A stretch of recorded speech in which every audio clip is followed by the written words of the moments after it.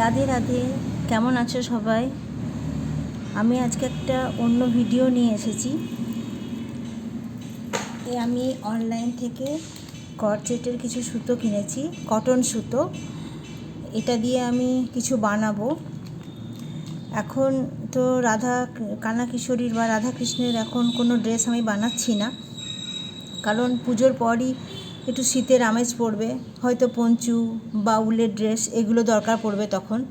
তার জন্য আমি এই শীতকালটাতে পুরো উলের জিনিসই বানাই। আমি গোপালের কিছু ড্রেসও বানিয়েছি।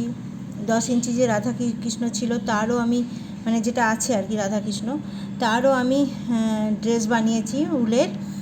তা সেগুলো পরে আপনাদের সাথে শেয়ার করব।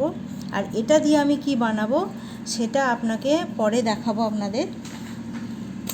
আর আমি অ্যামাজন থেকে একটা কিট কিনেছি অনেক দিন আগে, প্রায় 3-4 বছর হয়ে গেল এই কিটটা কেনা আমার। তা এটা দিয়েই আমি বানাই।